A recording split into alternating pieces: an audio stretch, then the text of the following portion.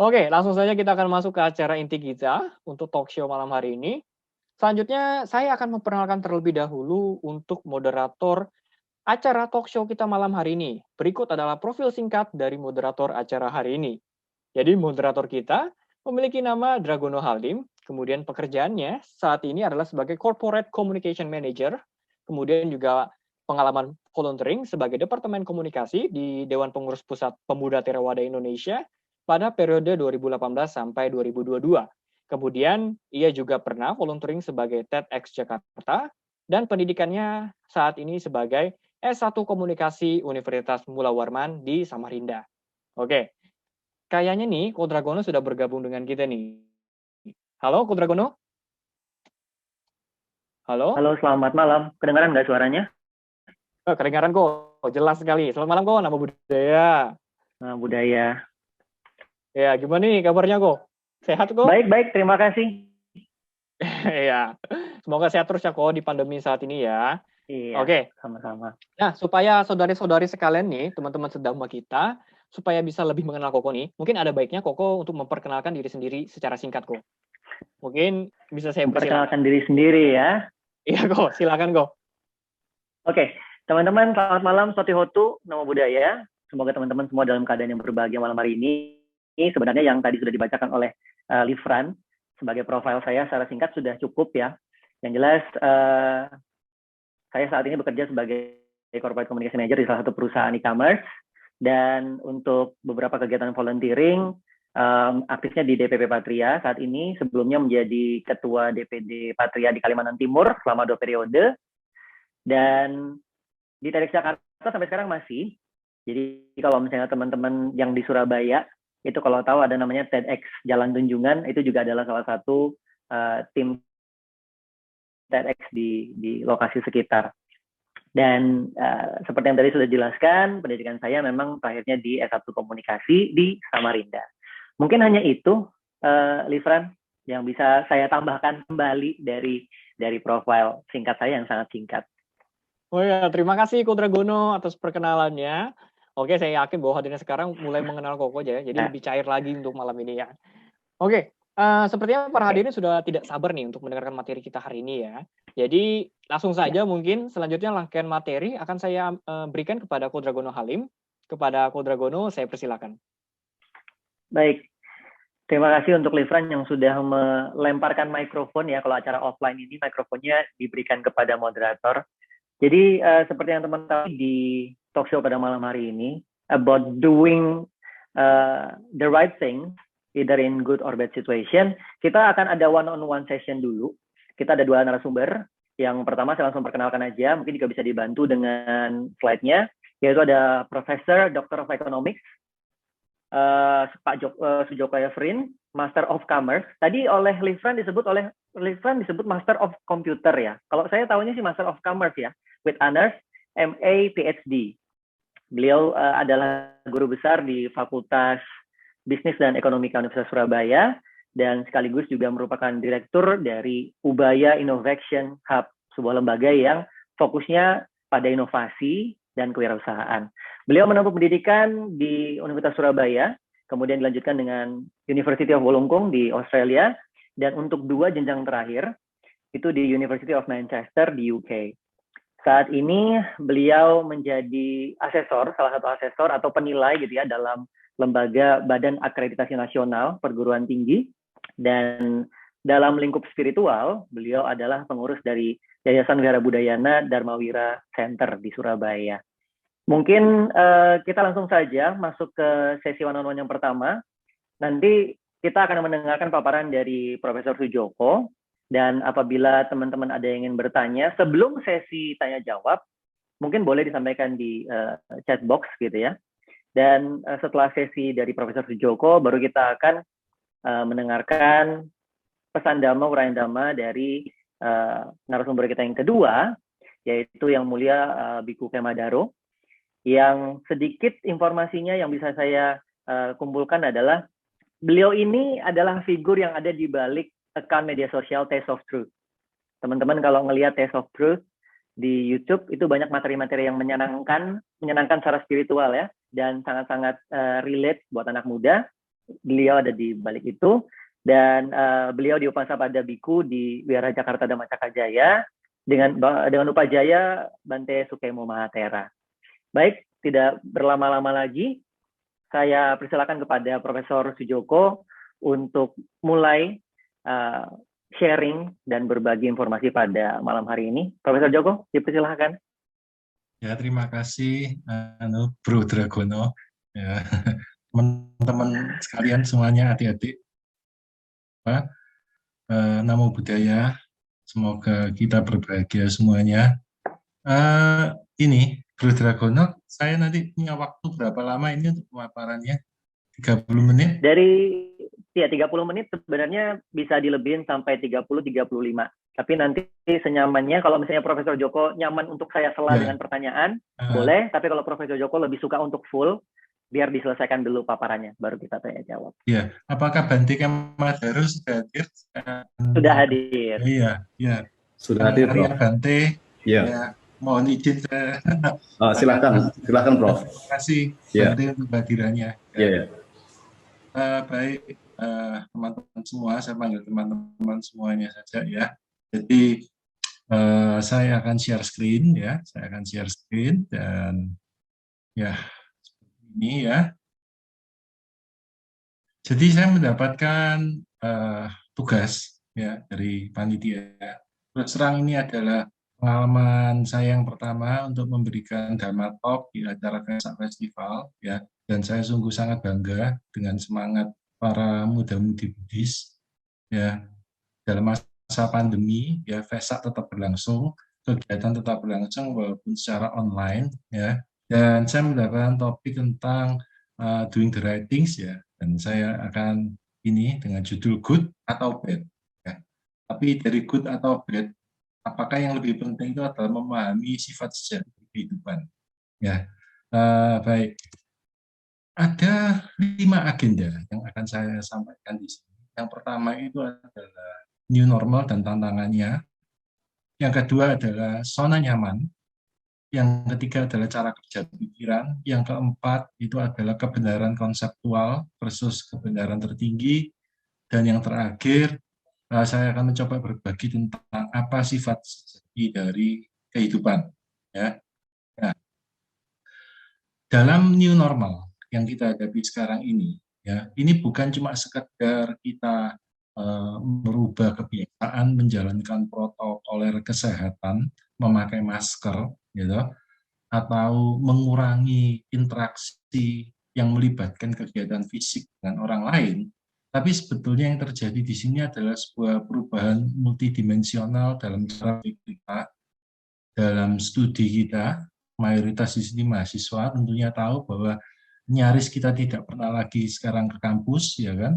Dan seluruh kegiatan kuliah ditempuh dengan kegiatan online semua, ya, sinkronos maupun asinkronos. Kalau sinkronosnya pakai Zoom, kalau asinkronosnya ya pakai yang Ubaya, mungkin pakai platform Ubaya Learning Space, ya kan. Bagi yang bekerja ini juga sebuah perubahan besar, ya, karena kita harus mengubah tata letak kantor kita harus membiasakan untuk bagaimana menjalankan protokol di kantor, menerima tamu ada tata caranya, dalam berbisnis juga sama, dalam hidup juga, mungkin sebagian besar kehidupan kita sekarang adanya di kamar atau di rumah, bukan lagi di luar rumah, ya kan. Nah, ini melahirkan kebiasaan baru, suka nggak suka, ya, mau tidak mau, kita dipaksa untuk memiliki kebiasaan baru tentang bagaimana kita berinteraksi dengan teman, dengan orang yang kita kasihi, dengan kolega, dan nah, tidak mudah untuk mengubah cara berpikir, cara belajar, cara hidup, dan cara bekerja. Tidak mudah, sehingga akan melahirkan sebuah dampak yang sudah kita rasakan, dampaknya ke pikiran kita, ke ucapan, dan tindakan kita. Mungkin dalam kondisi yang kita tidak bebas berinteraksi, rasa kesepian, mungkin ada rasa ketakutan akan apa, kalau positif gimana dan seterusnya. Apalagi biasanya media ya tidak banyak memberikan informasi yang bisa memberikan pemahaman itu sebetulnya cara kerja. Tapi setiap kali kita dibombardir dengan berita-berita yang wah varian baru ketemu, wah ini apa sekian penambahnya. Nah, kalau orang cuma dikasih informasi yang sepotong-sepotong, memang seringkali kita tidak memahami, ya, dan akhirnya malah terjebak dalam ketakutan sendiri. Bahkan mungkin juga kemarahan, kita tidak bisa menerima apa yang terjadi di sekitar kita. Mungkin juga kebencian, kita mudah sekali tersinggung. Atau mungkin juga kegembiraan, dalam hal-hal tertentu kita makin gembira, karena mahasiswa sekarang nggak usah ke kampus, nggak usah terjebak kemacetan, gitu, dari kamar, gitu. Atau mungkin kemelekatan baru, macam-macam. Nah, tantangan-tantangan ini, itu ujungnya seringkali bagi banyak orang itu adalah sampai kapan? Sampai kapan saya merindukan masa-masa yang dulu kembali? Sampai kapan? Nah, saya akan menjelaskan ini dengan sebuah perspektif, yaitu zona nyaman. Ya. Sebetulnya zona nyaman ini apa? Zona nyaman ini adalah sebuah ilusi tentang di mana kita bisa menemukan kebahagiaan. Ini ilusi, jadi tidak nyata. Namun kita selalu melekati ilusi ini. Ya, kebahagiaan bagi banyak orang itu seringkali tergantung pada apa yang kita lekati. Kita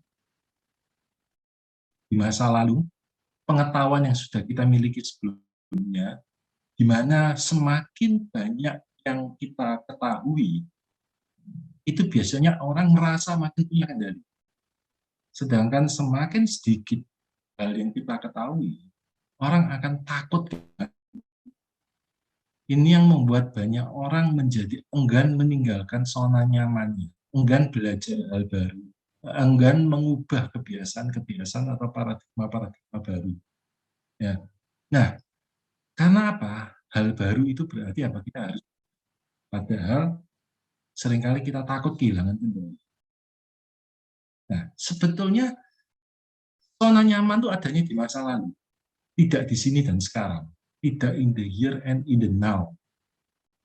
Mengapa kok adanya di masa lalu? Karena pada saat kita berada di sebuah kondisi, kita seringkali tidak bisa mensyukuri.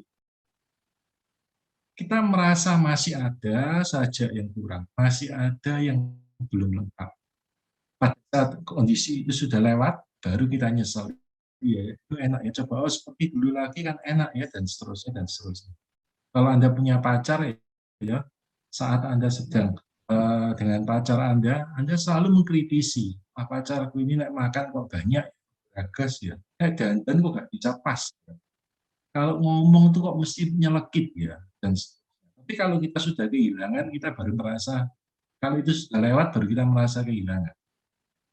Baru kita merasa tidak kusangka, aku sekarang ya, ada lubang di dalamnya. Nah, dulu waktu ada kok nggak disyukuri. Nah, seperti itu. Jadi zona nyaman itu zona masa lalu. Pada saat apapun yang terjadi, kita tidak menganggapnya nyaman. Nah, sudah lewat, baru kita menganggapnya nyaman. Nah, ini dia. Ini adalah masalah yang dihadapi oleh manusia. Ya. Pikiran kita selalu mengembara ke masa lalu yang sudah lewat, atau ke masa depan, sesuatu yang belum tentu terjadi.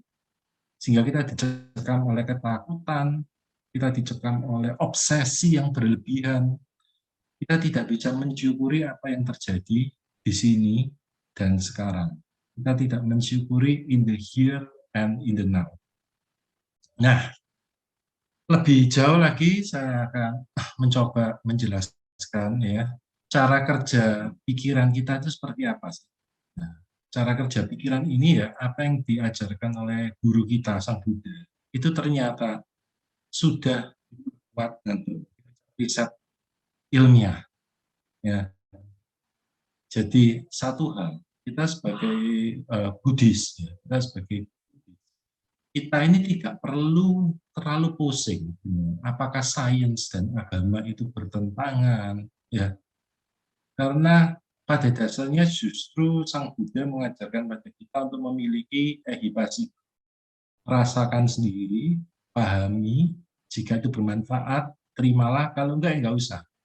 Itu adalah prinsip dasar sains yang disebut sebagai organized skepticism. Itu adalah dasar dari riset-riset bidang sains. Ya, kalau tidak ada bukti, kalau tidak mengetahui sendiri, ya, maka kita tidak bisa hanya sekedar percaya buta.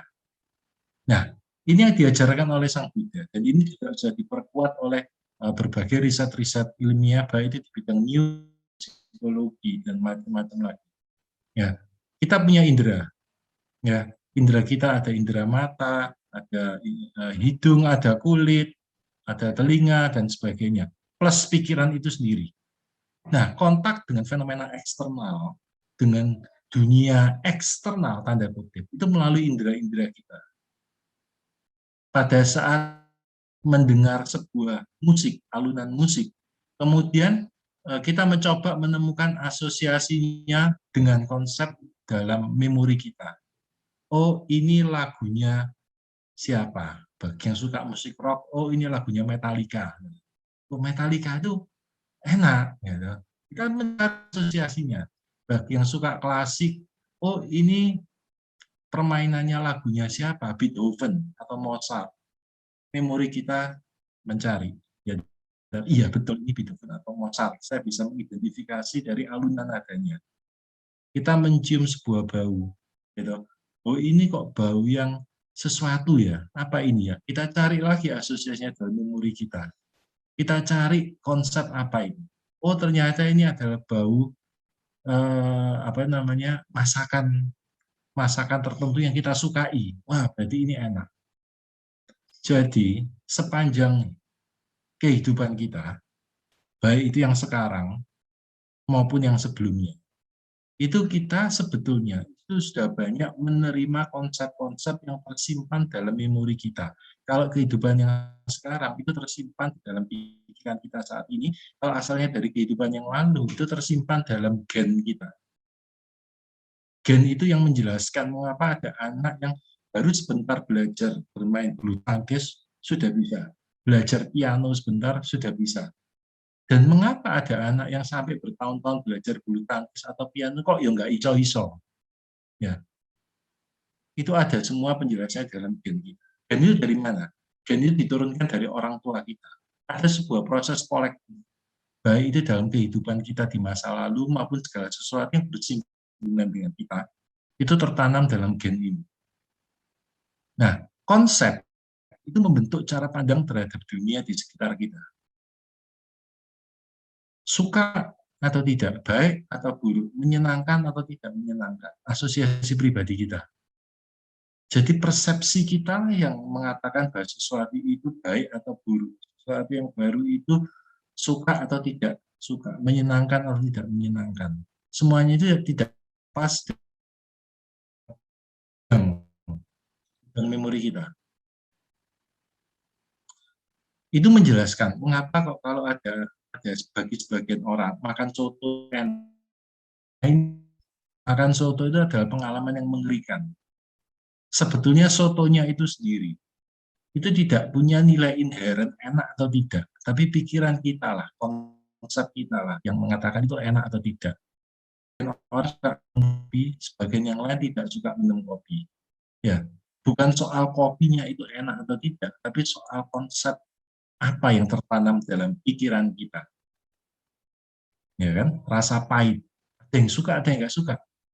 Rasa manis, ada yang suka, ada yang nggak suka. Gitu, aroma kopi, ada yang suka, ada yang nggak suka, dan seterusnya. Nah, dari konsep itu kita bereaksi. Dari konsep itu kita bereaksi. Kita bisa menolak, kita bisa melawan, atau kita bisa menerima, atau kita melekatinya. Netral. Misalkan saya ambil contoh diri saya sendiri. Salah satu pemelekatan saya itu sepak bola. Kalau melihat sepak bola Liga Inggris atau Liga Champion, itu doyannya setengah mati. Ngerti ya?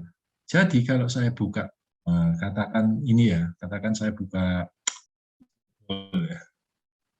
ya, saya selalu melihat hari itu siapa yang main. Oh, yang main Liverpool. Oh, yang main Manchester United.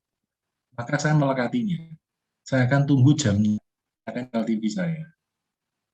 Nanti kalau yang main misalkan let's say Crystal Palace gitu ya, Crystal Palace, Fulham gitu ya, gak belai malam-malam. menolak saya. Ya. Nah, hidup kita ini tanpa kita sadari banyak kali adalah hidup yang jalan reaksi-reaksi dari kebiasaan kita. Oke ya, reaksi-reaksi dari kebiasaan kita karena kita mencoba untuk mengidentifikasi sesuatu itu baik atau buruk. Itulah yang dikatakan sebetulnya inti bahwa Sang Buddha mengatakan pentingnya itu mindfulness. Itu agar kita itu hidup tidak seperti autopilot. Ya, tidak seperti autopilot.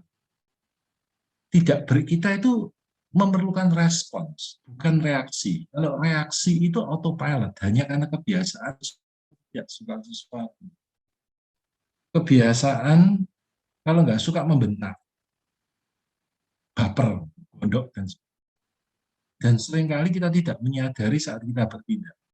Karena kita cuma bereaksi di sebuah autopilot.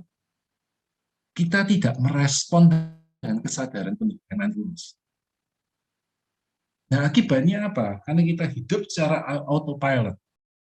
Ya, ada berbagai macam energi yang muncul dalam bagian kita. Stres, ada depresi, ada konflik, gitu. Kehilangan empati, atau juga bisa reaksi kita bagi batin yang lebih terlatih. Itu ada mungkin sadar, nyung, dan melepas. Ini semua menentukan apakah kita itu mengalami penderitaan atau mengalami kebahagiaan, suffering atau happiness. Bukan dunia luar yang menentukan kita itu menderita atau bahagia, tapi reaksi pikiran kita lah yang menentukan. Nah, saya akan lanjut. Ya. Kalau begitu, jika baik, buruk, benar, salah, itu adalah konseptual. Kita perlu memahami apakah itu kebenaran. Ya? Kalau memang kopi itu enak, itu kebenaran, ataukah itu persepsi? Oke ya. Kita ngebut dan tanpa sengaja kita menabrak kucing. Ya, kucing itu meninggal. Kita langsung punya rasa bersalah. Tapi mungkin juga ada sebagian orang yang biar aja. Ngerti ya? Nah, kalau begitu nabrak kucing itu benar apa salah? Ya, kita berkata pedas pada orang, kita membentak orang, itu benar atau salah sebetulnya? Nah, kita perlu memahami ada yang namanya kebenaran konseptual dan ada yang namanya kebenaran tertinggi.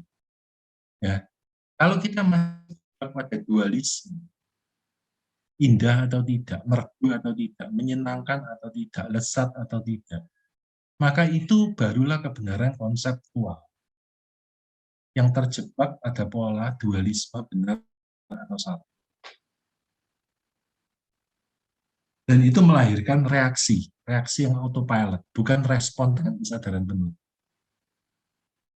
Saya tidak suka rumah terus. Saya merasa jenuh setiap hari kok melihat wajahnya orang tua saya. Saya jenuh melihat kamar saya. Saya kepingin keluar, tapi kok takut ketularan, dan seterusnya, dan seterusnya, dan seterusnya. Oh, andai saja aku bisa, ya kan? Aku bisa terbang ke ujung dunia. Macam-macam khayalan orang. Dan kita tersiksa untuk sesuatu yang belum tentu terjadi atau sesuatu yang sudah lewat. Kita merindukan masa-masa dulu di mana kita bisa kalau nganggur jalan-jalan ke plaza, rame-rame sama teman-teman, nggak usah khawatir jaga jarak, ya kan? Itu menyenangkan atau tidak menyenangkan? Nah, ini dualisme. Kita selalu terjebak. Nah, ini kebenaran konseptual. Nah, kalau kebenaran tertinggi itu adalah kebenaran yang melampaui konsep. Saya bukan mengatakan bahwa kebenaran konseptual tidak diperlukan. Tapi kalau kita menginginkan pertumbuhan batin, pertumbuhan spiritual kita terus naik, maka kita juga harus belajar untuk melampaui benar salah. Caranya gimana? Caranya dengan memahami yang namanya itu interbeing atau paticca samuppada. Interbeing itu terdiri dari dua, yaitu sesuatunya itu saling terkait, interconnectedness, dan hal yang kedua adalah segala sesuatunya itu impermanen, terus berubah. Karena segala sesuatunya itu saling terkait, maka jika ada gerakan pada satu komponen, itu akan mengakibatkan reaksi berantai pada komponen yang lain. Sehingga lahirlah yang namanya impermanen, anicca, perubahan terus-menerus. Itulah yang kemudian, atau istilah lainnya disebut oleh Sang Buddha dalam bahasa Pali sebagai paticca samuppada, musabab yang saling bergantung. Jadi sebab musabab yang saling bergantung ini bukan sebab musabab yang saling dengan variabel sederhana X mempengaruhi Y, gitu. X menyebabkan Y, bukan seperti itu. Tapi adalah sebuah hubungan yang sangat kompleks. Segala sesuatunya itu saling terkait, sehingga ada perubahan di satu hal akan mengakibatkan dampak ke hal yang lain. Interbeing itu juga berarti kita tidak punya inti sendiri. Inti kita itu ditentukan oleh hal-hal yang lain yang dalam pandangan konseptual di luar kita. Sebagaimana kalau kita lihat itu perumpamaan yang diberikan oleh Thich Nhat Hanh, ya, Thich Nhat Hanh, pendiri Plum Village Monastery di Prancis, ya. Jadi dia bahwanya itu begini. Sebetulnya kalau kita mau melihat buah jeruk, ya, kita mulai melakukan meditasi, kita akan tahu bahwa seluruh universe semesta itu ada di dalam buah jeruk. Ya, di situ ada sinar matahari. Karena tanpa sinar matahari, tumbuhan jeruk tidak akan muncul. Itu ada hujan. Karena tanpa hujan, tumbuhan itu pasti mati ketika berbuah. Ya kan? Di situ juga ada, kita temukan apa? Popok. Karena popok itu yang menyuburkan. Itu juga ada apa? Orang-orang yang memanen. Orang-orang yang memanen jeruk itu, para petani. Kemudian petugas yang mengirimkan jeruk itu ke toko-toko. Kemudian di toko itu ada petugas yang hitung stok. Kemudian ada kasir. Kemudian ada orang tua kita yang sudah untuk kita membelikan jeruk itu. Kemudian jeruk itu dimasukkan ke kantong plastik. Plastik itu dari minyak bumi. Kantong plastik itu memungkinkan kita untuk apa? Membawa jeruk itu pulang ke rumah. Sampai di rumah, jeruk itu mungkin kalau kita punya asisten rumah tangga, asisten kita yang menaruhnya di atas meja. Jadi, kalau kita lihat di atas meja, kalau kita mau melakukan meditasi jeruk, kita akan sadar bahwa seluruh semesta, mineral, sinar matahari, sinar bulan itu sendiri, orang-orang yang terlibat dalamnya, itu semua bermanifestasi menjadi satu saja komponen itu dihilangkan, satu saja apapun dihilangkan, maka tidak akan ada jeruk di atas meja. Jadi intinya jeruk itu apa? Apakah bijinya? Ataukah kulitnya? Ataukah dagingnya? Ataukah petaninya? Ataukah apapun juga yang ada di sekitarnya? Ataukah sinar matahari? Ataukah debu bintang? Intinya di mana? Tidak ada inti. Tapi jeruk itu manifestasi dari berbagai komponen yang ada di semesta. Itulah interbeing, itulah paticca samuppada.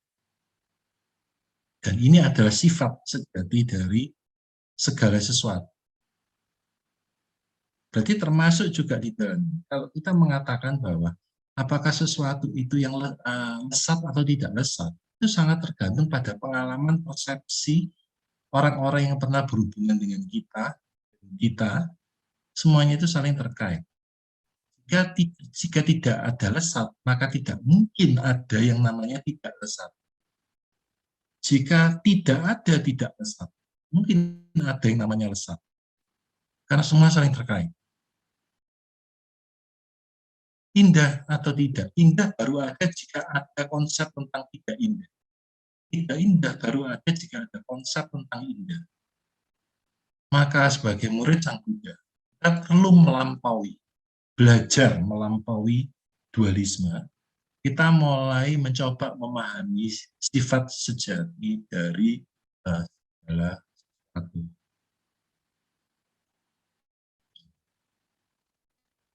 Nah, untuk memahami sifat sejati kehidupan, ya, segala sesuatu itu yang masih tertulis, yang masih dapat diwujudkan dalam kata-kata, itu belum kebenaran absolut, itu masih kebenaran konseptual. Cuma memang kebenaran konseptual itu ada level-levelnya. Ya, Sang Buddha pernah mengungkapkan sebuah perumpamaan. Ya, sebuah perumpamaan. Jika ada orang ingin berlayar dari satu pulau ke pulau yang lainnya, orang itu membutuhkan rakit. Ya kan? Kemudian sesampainya di pulau itu, dia ingin pergi ke tempat berikutnya lagi. Dia membutuhkan mungkin kuda atau apapun. Sampai akhirnya dia tiba di tujuannya. Rakit, kuda, layar, pulau, itu semuanya kebenaran konseptual. Tapi tanpa kebenaran konseptual, kita juga tidak bisa sampai ke kebenaran absolut. Kebenaran tertinggi. Hanya memang setiap orang jalannya beda. Ya, jangankan sesama jangankan orang yang berbeda agama, sesama Buddhis saja jalannya mungkin beda. Sesama wihara saja mungkin jalannya juga beda. Karena perjalanan spiritual kita memang unik. Namun, kita membutuhkan apapun itu juga kebenaran konseptual. Kalau sudah tahu kebenaran konseptual, jangan melekatinya. Lampaui lagi sampai ke kebenaran sejati. Dan kebenaran sejati adalah nibbana atau nirwana. Itu tidak lagi bisa diungkapkan dengan kata-kata. Karena kata-kata itu pun sebuah konsep. Nah, di sini ada sebuah sutra yang mungkin bisa menjadi salah satu rakit yang akan membantu untuk mendukung perjalanan spiritual kita menuju ke tahap berikut. Ini adalah dari Sutra Hati, salah satu bagian dari Sutra Hati itu ada Prajna Paramita. Nah, Prajna Paramita, ini terjemahannya saya ambilkan dari terjemahan dari Plum Village Indonesia. Ya. Terjemahan dari Plum Village Indonesia. Kita akan mencoba untuk membacanya secara perlahan dengan kesadaran penuh. Ya.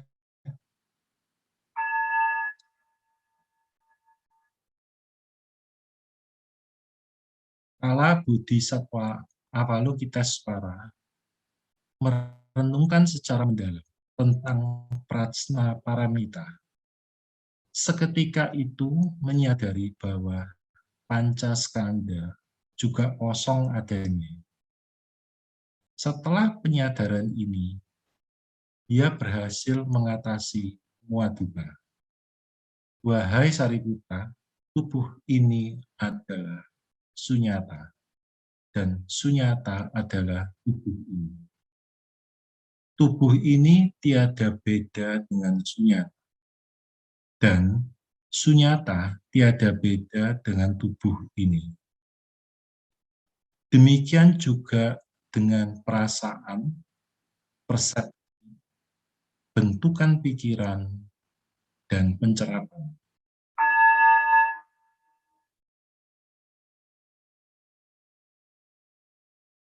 Sambil kita nafas, kita sadari nafas masuk, nafas keluar. Wahai Sariputra, semua fenomena bersifat sunyata. Tidak lahir, juga tidak mati. Tidak ada, juga tidak ada. Tidak kotor, juga tidak murni. Tidak berkurang, juga tidak bertambah.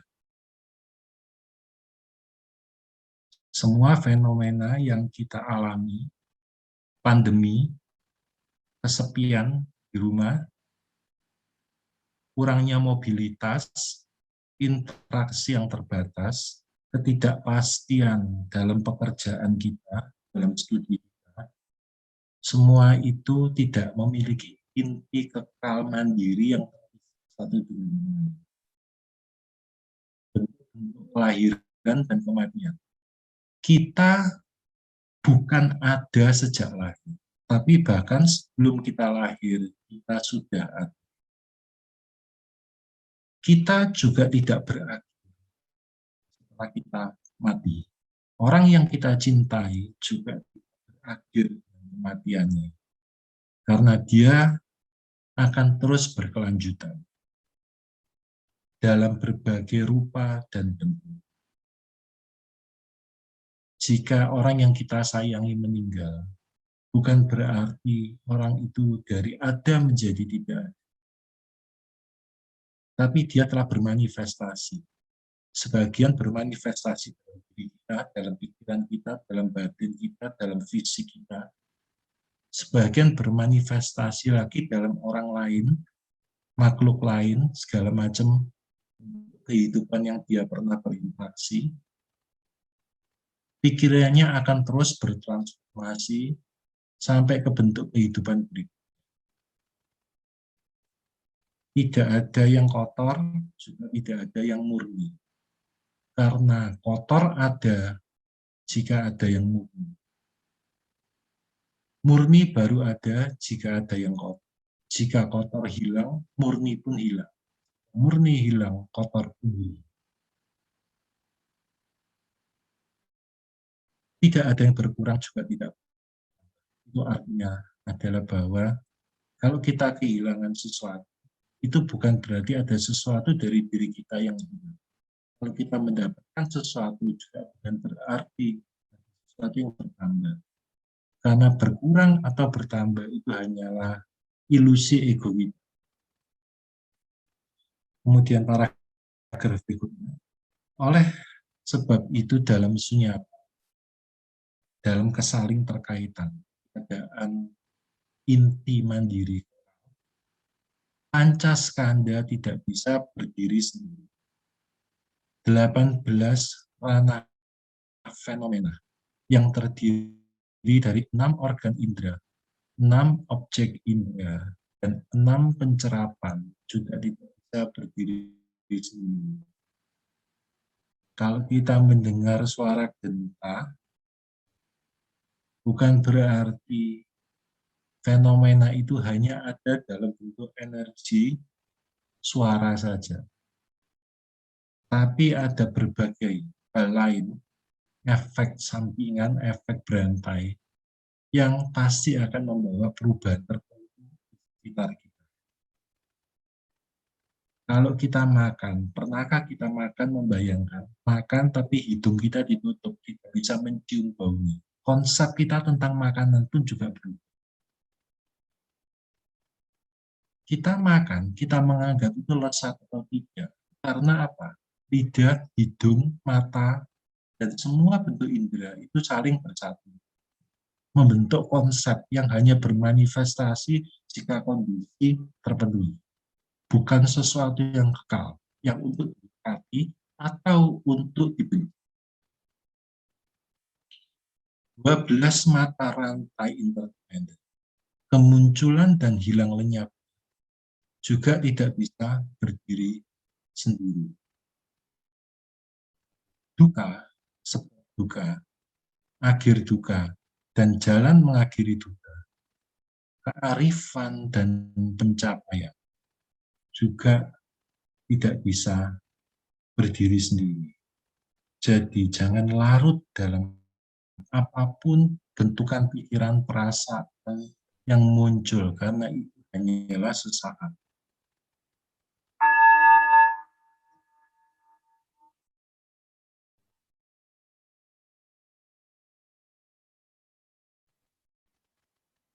Ketika siapapun merenungkan prajnaparamita, lalu menyadari bahwa tiada yang perlu dicapai lagi.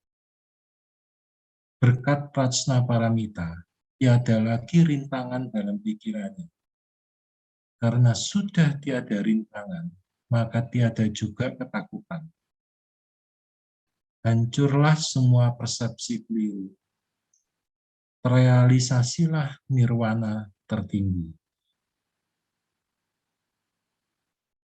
Kita seringkali menghakimi diri kita sendiri. Kalau kita gagal mendapatkan yang kita inginkan, seringkali kita menghakimi. Mungkin aku bodoh, mungkin aku kurang berbakat, mungkin aku begini, mungkin aku demikian juga kalau kita berhasil mendapatkan yang kita capai, maka kita juga begini, aku memang hebat, aku memang jagoan, itu pantas buatku, I deserve that, aku layak mendapat. Kita hidup selalu dalam berlari. Kita gagal untuk menyadari bahwa setiap momen yang terjadi, kita bisa mensyukuri setiap momen yang terjadi, hanya sepersekian detik kemudian lewat. Diri kita pun juga berubah. Saya detik ini berbeda dengan detik kemarin. Anda pagi ini bangun tidur sudah berbeda dengan kemarin malam waktu Anda berangkat tidur. Baik itu secara fisik maupun secara pikiran. Segala sesuatunya itu berubah. Tapi kitalah yang selalu berilusi bahwa kita ini orang yang sama, yang sedang jalan, mencapai sesuatu tapi gak nyampe-nyampe. Akhirnya berlari. Dan penghakiman pada diri sendiri, kesombongan, terus-menerus muncul. Membuat kita gagal untuk mendapatkan spiritual, pertumbuhan batin, belajar untuk menerima diri kita, belajar untuk menyadari, menerima, mengembangkan compassion atau welas asih. Semua Buddha masa lalu, sekarang, masa depan, berkat Prajna Paramita, mereka mencapai pencerahan otentik dan sempurna.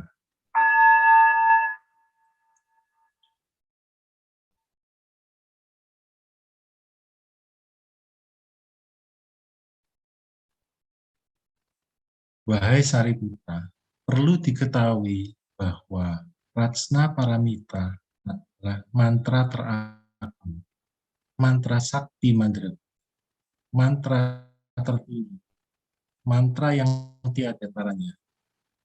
Kearifan sejati kekuatan melenyapkan semua jenis duka. Pemahaman tertinggi inilah yang bisa membuat kita untuk tidak larut dalam bentukan pikiran apapun yang muncul sesuatu. Kita bukanlah pikiran kita. Kita bukanlah diri ini. Kita akan mencoba belajar terus. Mencapai kebijaksanaan yang melampaui dualisme.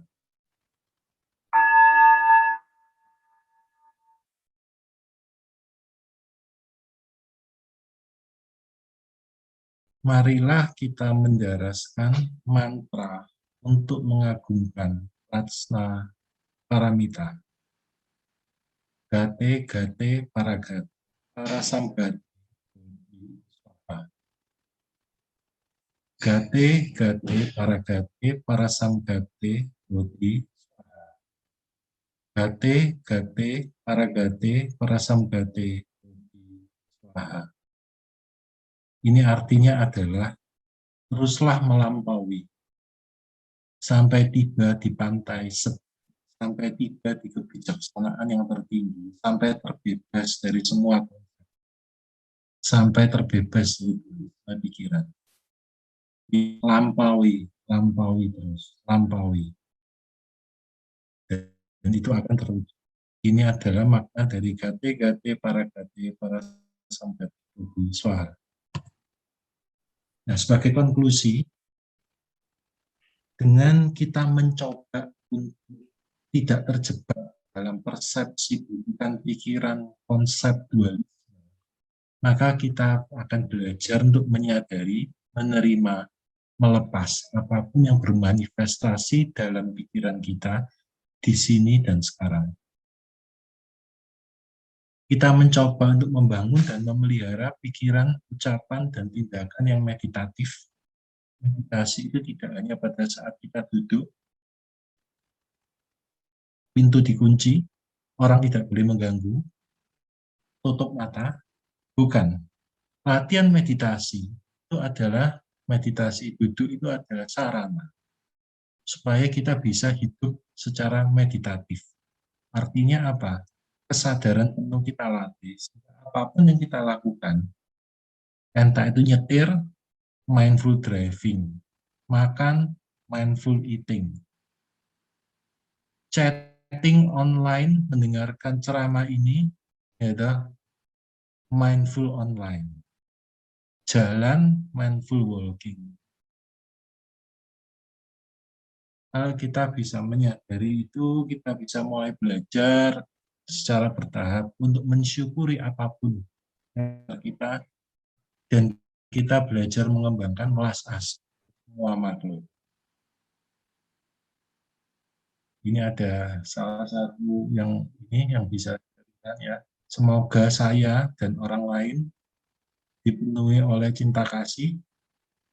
Semoga saya dan orang lain dilindungi dalam cinta kasih. Semoga saya, orang lain, musuh kita, saudara kita, orang tua kita, mampu untuk menerima diri saya dan diri mereka sebagaimana adanya. Semoga saya, semoga orang lain, semoga semua makhluk dapat mengalami kegembiraan karena hidup. May all beings be happy. Satu. Terima kasih. Satu. Babantu Sudinara.